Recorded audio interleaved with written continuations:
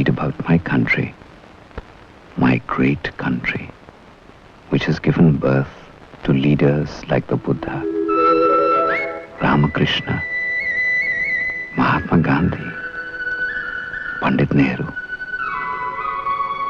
and Tilak. Poets like Bhakta Kabir, Tulsidas, and Rabindranath Tagore. Painters, poets, intellectuals.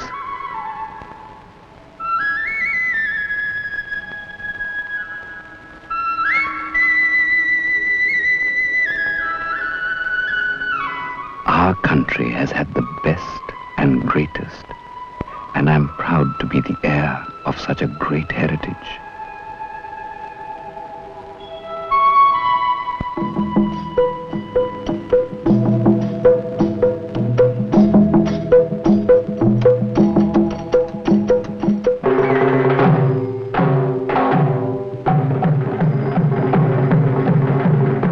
Suddenly, I stop and ponder.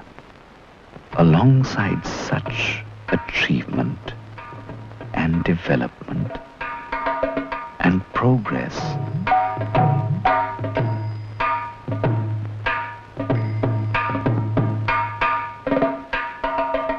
I also see hunger, poverty, and misery. Then it is that my pain suddenly equals my elation. So many contradictions. The apostle of peace and the terror balance.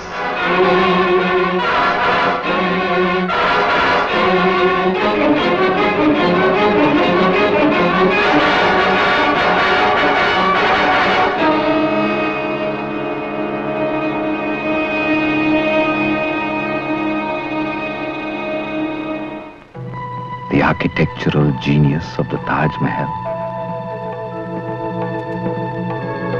the squalor of the slums, luxury and opulence,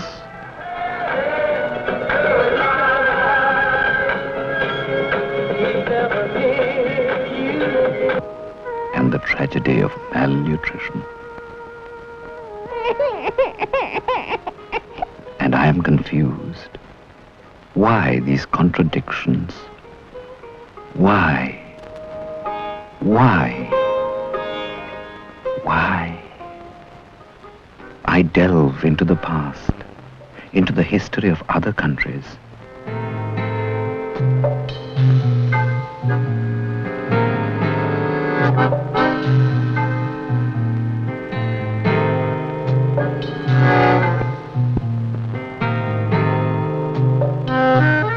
Only to find the same story there as well. The Western world in the 19th century, just after the French Revolution.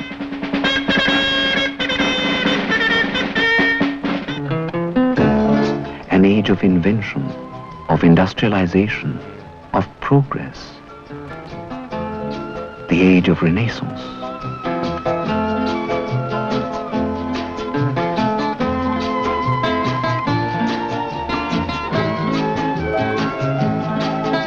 But even as development occurred, values changed and confusion set in. Economic, political, and social. Into this tumult came great men like Thoreau, Karl Marx, Sigmund Freud, Charles Darwin, and Einstein. Fantastic minds with brilliant theories, brilliant ideas, and awesome achievements, the heights of creativity and the depths of decadence.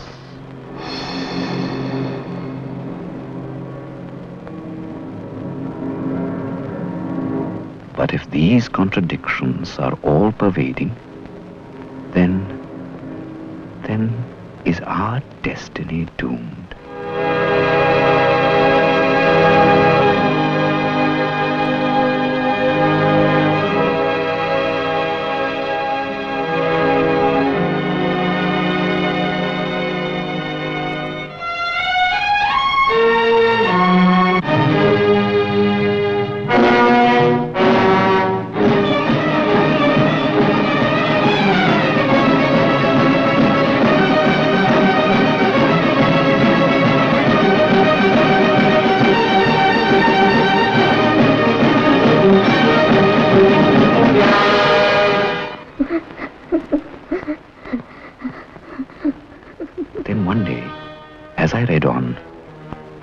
was something which startled me. A line in a book. You are the creator of your own destiny. All the strength and succor you want is within yourself. Therefore, make your own future. Stand up, be bold, be strong. Take the whole responsibility on your shoulders. The man who said this was Swami Vivekananda.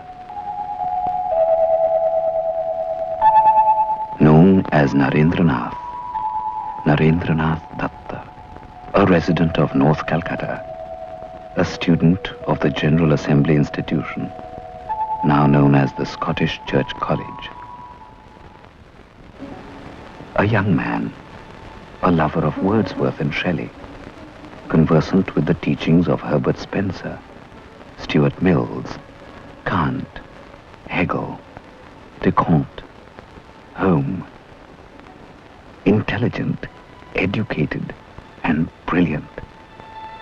It was Professor Hastie who asked him to go to the great saint of the Dakshineshwar temple to find the answer.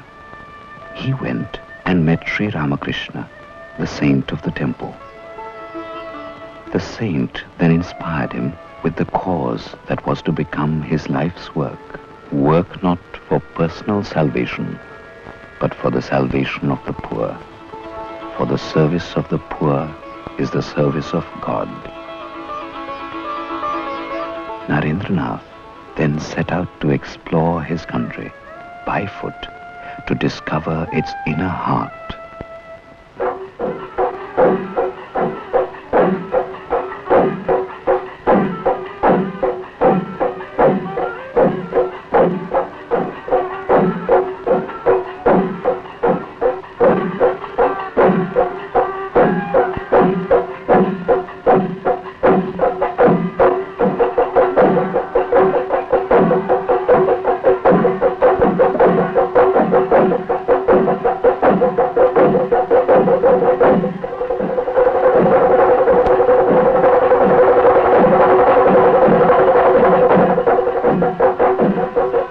He realized that his countrymen were essentially religious-minded.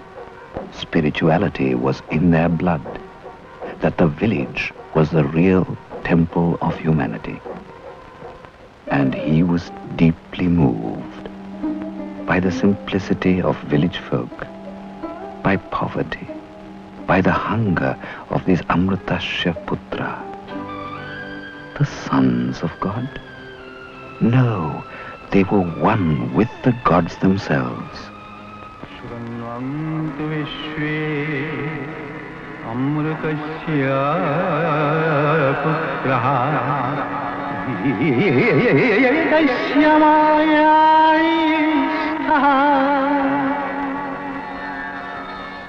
He thundered, so long as a dog remains hungry in our country, to feed the dog is dharma.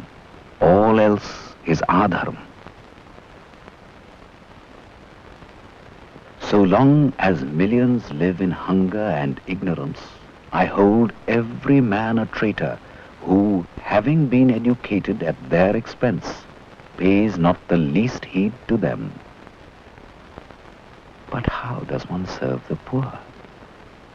He said, it is a man-making religion that we want.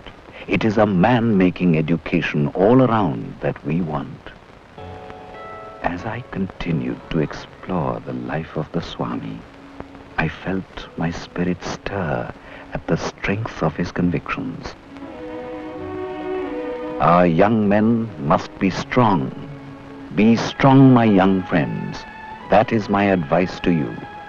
You will be nearer heaven through football than through the study of the Gita. What I want is muscle of iron and nerves of steel, inside which dwells a mind of the same material as that of which the thunderbolt is made. For strength is life. Weakness is death.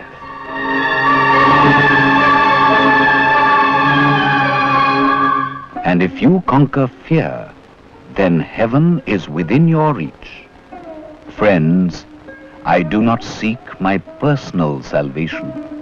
May I be born again and again to suffer 1,000 miseries so that I may worship the only God I believe in, the sum total of all souls, and above all, my God the wicked, my God the miserable, my God the poor of all races and all species is the special object of my worship.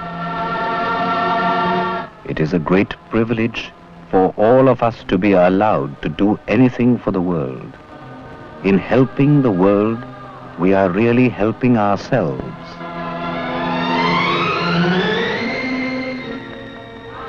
It was as if he was speaking to me. His dream became mine. His vision dispersed my cloud of confusion. India will be raised not with the power of the flesh, but with the power of the spirit. Not with the flag of destruction, but with the flag of peace and love. Let new India arise out of the peasant's cottage, grasping the plough, out of the huts of the fisherman, the cobbler, and the sweeper, from the grocer's shop, from beside the oven of the fritter seller. Let her emanate from the factory, from marts and from markets. Let her emerge from groves and forests,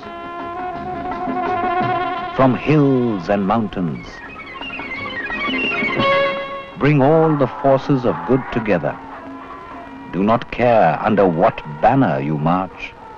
Do not care what be your color, blue, green, or red, but mix all colors up and produce that intense creation of white, the color of love.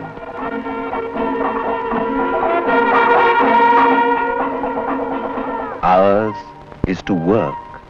The results will take care of themselves. Arise, awake, and stop not till the goal is reached.